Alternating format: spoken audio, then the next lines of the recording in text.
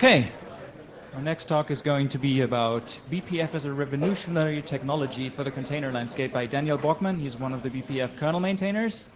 And let's start it. Yeah, thanks a lot for the introduction. And it's really great to see so many people here, that the room is fully packed. So first off, I want to start with the container landscape. It's, I guess, obvious to everyone that containers exist for a long time. But like, how do the production deployments look like? And I found a nice usage report from Sysdig folks where they looked into various aspects, and I picked out 3 points from there. One is that I found very interesting and as a trend, and one is the lifetime of a container. And we can see here that there's a continuously decreasing lifetime. Many of the containers seem to run, as you can see here on the chart, for 10 seconds or less. And that basically doubled over the last year. And that trend seems to be increasing. The other thing is how many containers are running on a, I hope you can see the numbers good here, how many containers are running on one single node. And that number also has doubled from the last year, and now it seems to be 30 as a median. And the last one, I guess it's pretty obvious, but what is the main orchestrator if you deploy containers? And that's Kubernetes. So if you include OpenShift and Rancher here as well, then it's 89%. So that's quite vast majority. And as a common denominator, as a common base platform for all of this is, of course, the Linux kernel. And it has to provide all the building blocks that we know for the isolation in terms of namespaces. So you have various namespaces, network namespaces. Recently, time namespace got merged into the kernel. And also for resource management, which is done through the C groups. It has to provide the network connectivity in case of the network namespaces. It's either through WEAF devices, IP VLAN devices, or various others. And security policies that you can implement, and that can be done in terms of Linux security modules or firewall policies and so on and so forth. And all of this also has to withstand all the increasing scalability needs and the higher churn frequencies of containers, while also coping with the subsystems that exist for a very long time in the kernel, for 10 years or more, and that have been designed back then.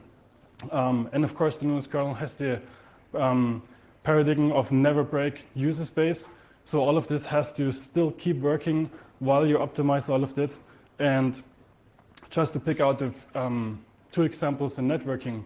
So there's TC and IP tables NetFilter. They both have been designed long ago, and they're both generally extensible, but at the same time, their framework is inflexible for today's needs, because in case of TC and the IP tables, like the whole processing pipeline is part of the API contract with user space. For example, TC has classifiers and actions. You can load them, and you really have to specify how the packet is processed. If it doesn't hit this classifier, then you create another classifier instance. And if it matches this, then you have to go through this action. And similarly with IP tables, you basically, in the worst case, end up traversing like a linear list of rules that you have. And yeah, so if it's getting really complex, then basically it slows down your fast path because it's sitting right in the middle of it. And system software today basically has to support the right range of kernels, because people in production are running old kernels or the latest kernels. Ideally, we would love that everybody's running the latest stable, but that's like not always the case. And then basically you end up baking policy deeply into your code base, and there's significant effort if you want to rewrite it. Just a random pick and lib network, it basically encodes the arguments for later on shelling out the IP tables. And that's not really great. And I found this KCD where it says, yeah, to itself, to the future self, if you want to fix it, you have to rewrite it. And it's kind of creepy, but yeah. Not only libnetwork, but also Kubernetes relies a lot on IP tables, specifically for its service implementation through kubeproxy. And they are also issues in terms of scalability. So some of them are, for example, low and unpredictable packet latency, because if you have many different services and the way that IP tables is basically programmed and traversed, you end up either hitting the first rule, which is really the best case, or you have to traverse all the different rules, and then you end up at the last one, and that's not really a nice outcome.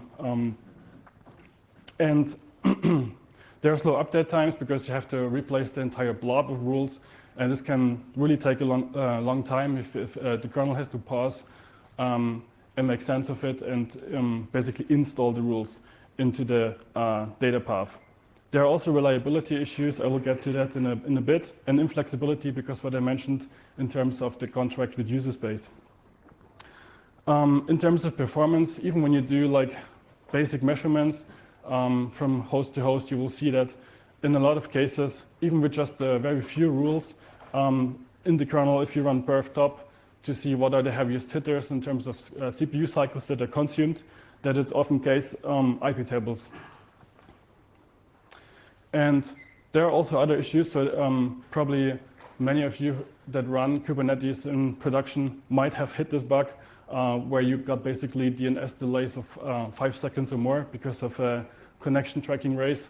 My colleague Martinez, he submitted actually a patch in August 2018, but the patch got only merged like around half a year later. And he even did some research, like the first occurrence in the bug was actually in 2010, that people were hitting it. It's fixed now, which is really good, but like until it really goes down all the way downstream to users in production, it takes a lot of time actually. There are also some other issues along the way. For example, I copied here the documentation from Kubernetes for kubeadmin. So now IP tables is being replaced with NF tables, but there are basically issues with the don't break user space part, where they recommend that you should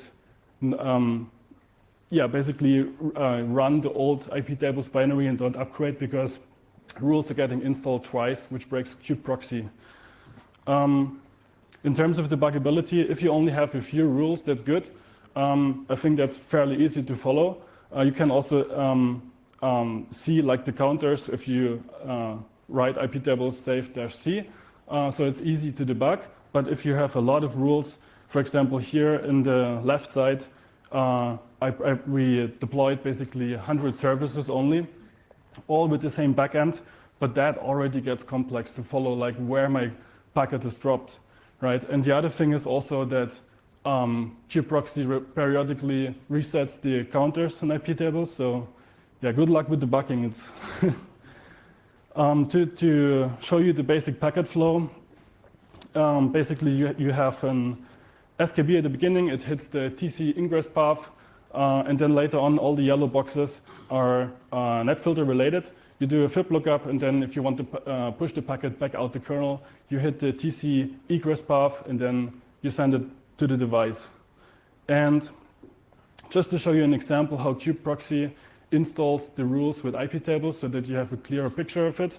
If you, for example, create a service nginx in this case, which has a virtual cluster IP of 3233, and it has 2 endpoints, then basically how it looks like in IP tables, that's the way how kubeproxy installs it.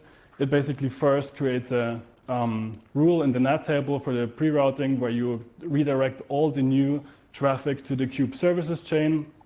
And then basically there you will check for the virtual IP.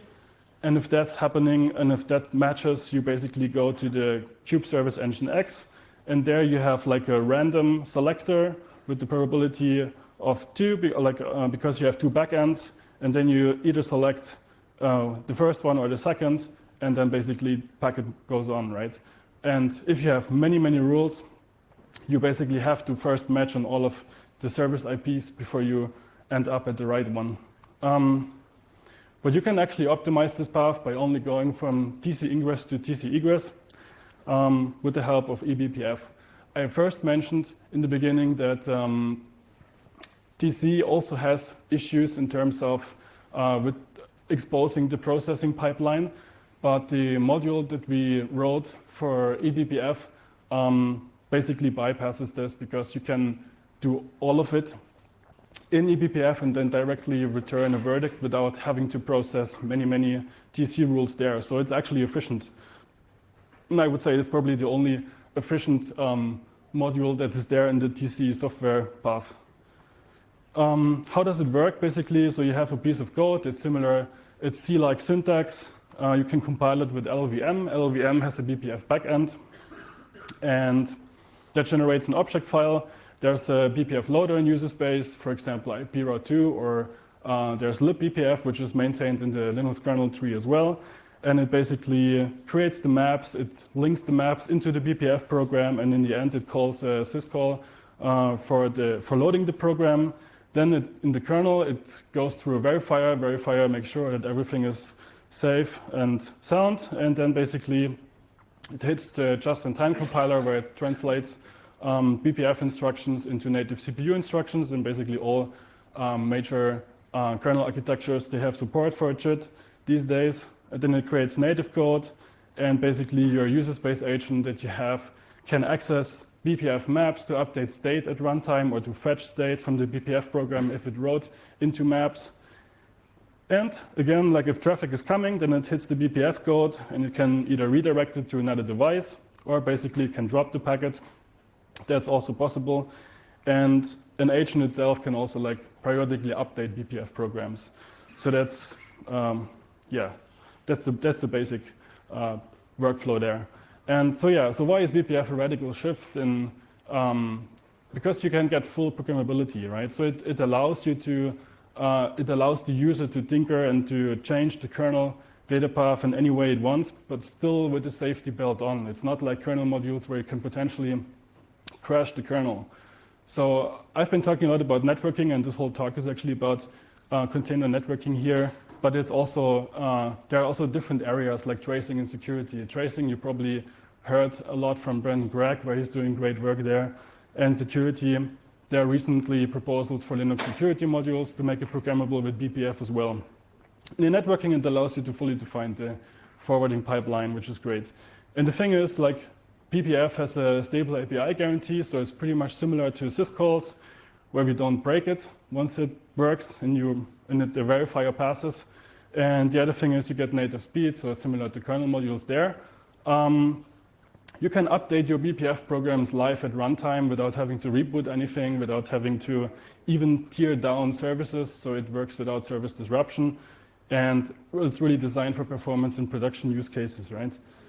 BPF is basically developed mainly by Facebook and some folks from our side, Google, Red Hat, Cloudflare, many people, and it's really great that there are so many contributors. There's really a long tail of 287 contributors in the kernel since the beginning, and they're also large-scale users of it. So Facebook is running it in production on all of their infrastructure. Whenever you hit facebook.com, you will go to BPF.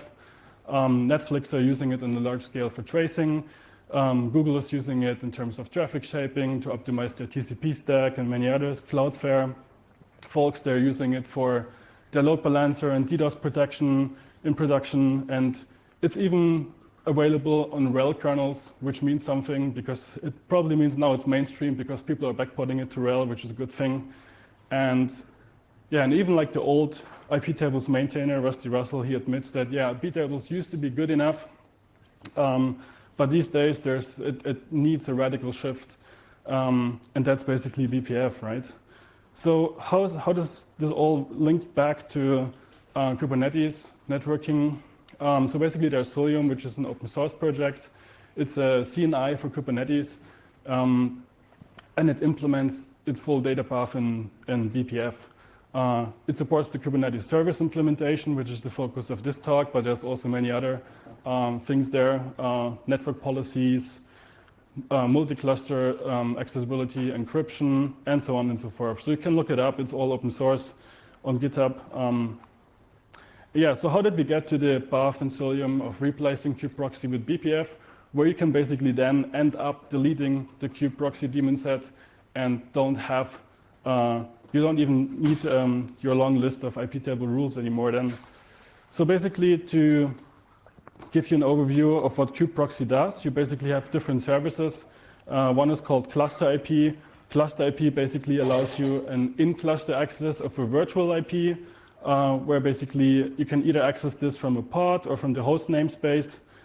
There are services which are called node port, which allow the access from outside, but also at the same time from inside. You can view it as an onion. So for example, the node port also makes use of cluster IP.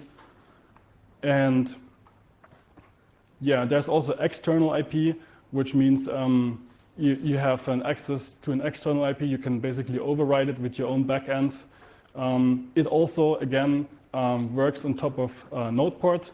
And there's, last but not least, a load balancer service, which is usually when you have an external cloud provider, and then it redirects packets to your either external IP or node port services, so you can access it from the outside world, right? And in Cilium, basically in prior versions, we implemented the whole thing in BPF the following way, like the cluster IP, if you have pod-to-pod connectivity, if you basically connect to a virtual IP, like going back to the 333 example from previous slides with the Nginx service, you basically have your own pod here, which has its own network namespace. You connect to it through Weave devices, and basically on this side, you're hitting the TC ingress path in the host namespace, and basically there BPF is attached. And what it does inside BPF, in the BPF program, is basically a service map lookup. It checks whether there's an endpoint for that address, and then it does the DNAT on the back end in BPF. It creates a connection tracking entry so that it can make sure that the replies are coming back in and are translated correctly. And here you can see like the content basically of a service map. It has different backends encoded here. And for the connection tracker, we can basically make sure that whenever replies come back in, that there's a connection tracking entry, it will hit it, it will do the reverse net and go back to the original client. So yeah, that's like the basic path. And how is this all plumbed down from Kubernetes to Cilium? Basically, Cilium listens to events from the Kube API server.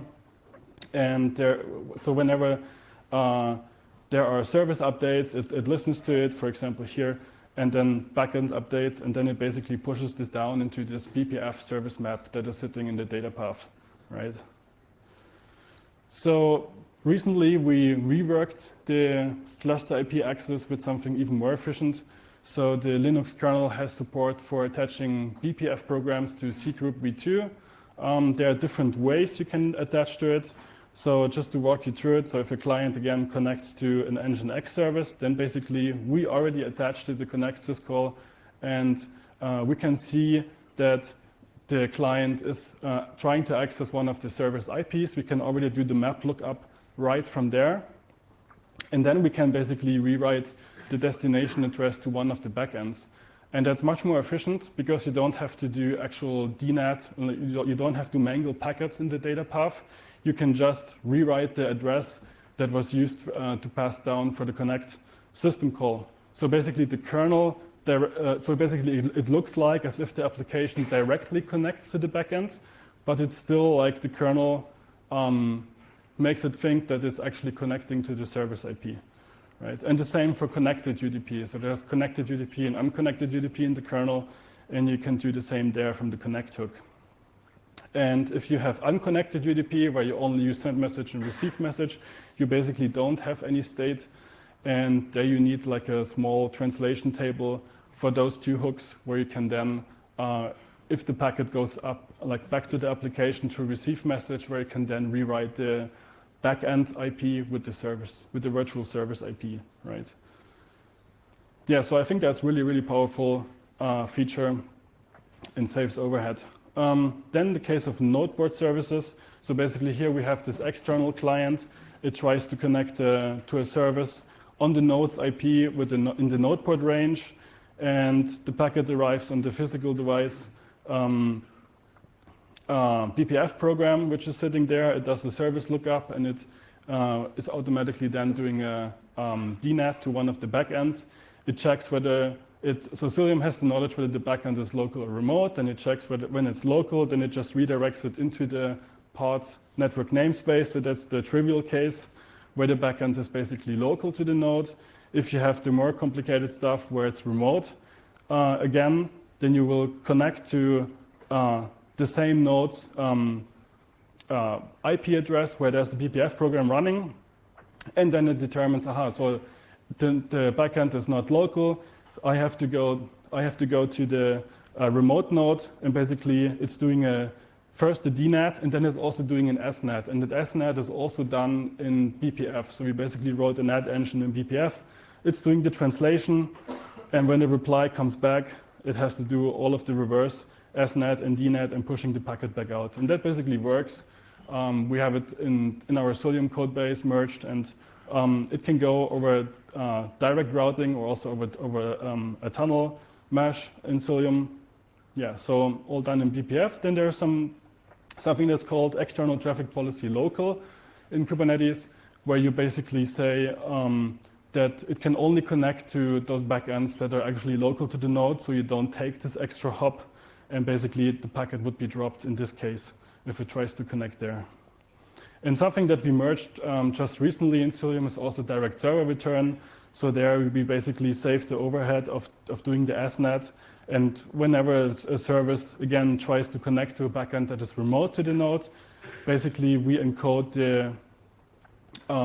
the service IP so that basically the backend then in BPF can rewrite the packet with the source as the original service IP and can reply directly to the client without going back to the other node for this extra hop.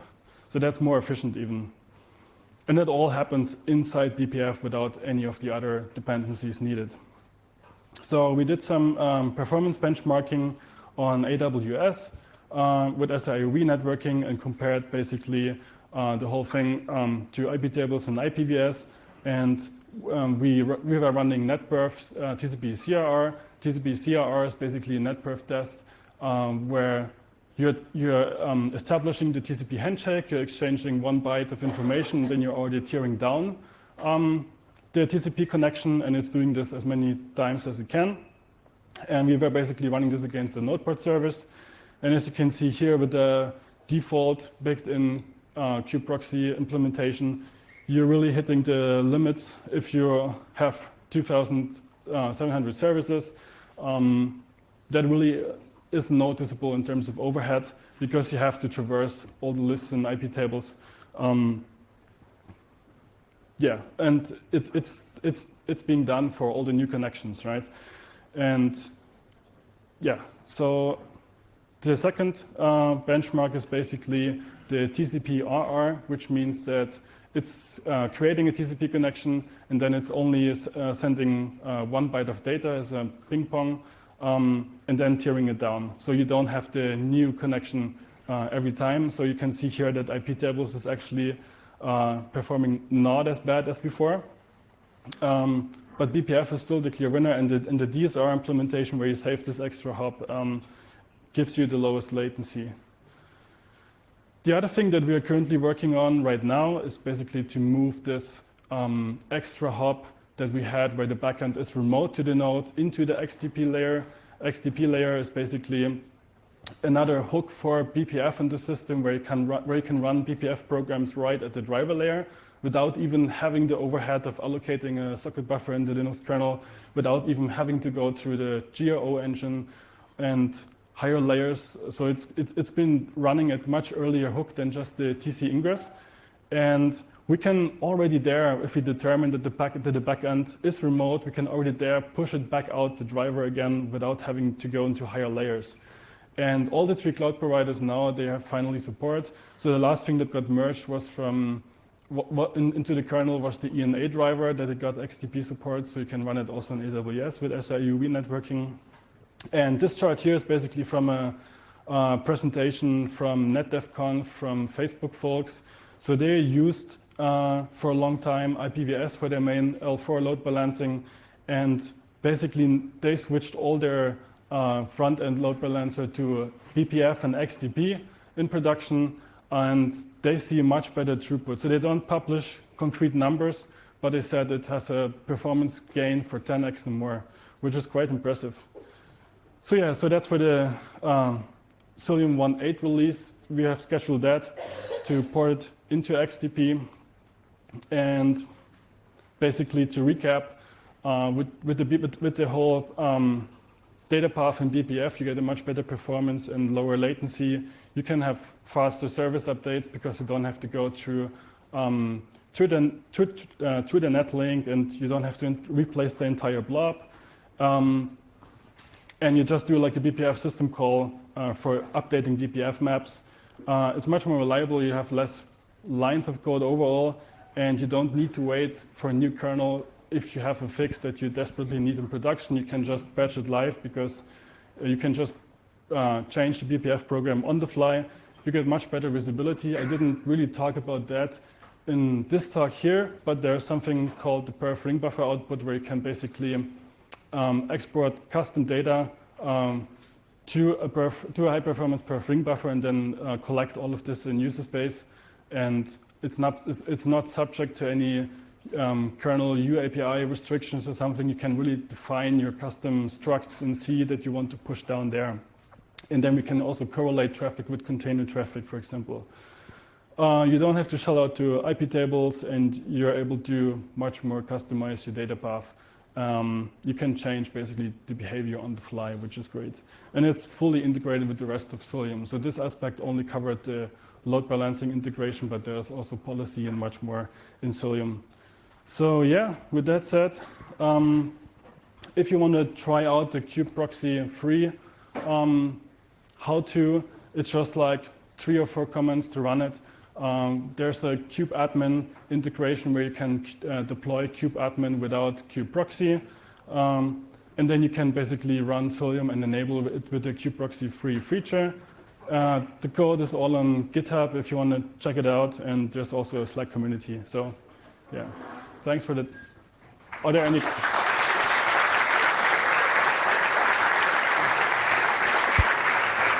Do we have questions? Are there any questions? Yeah. Oh, yeah. Sorry, privilege mode. So does it require privilege mode? So it's working like on a from behind. So you can. The question is whether it requires privilege mode or yeah. So most of the BPF features, they are in privilege mode. So basically, the Cilium pod that you deploy runs basically on a host namespace as well, and it has to install all the BPF and manage all the BPF, but that's basically privileged. We disable the unprivileged BPF by default, so yeah. Other questions? Yeah.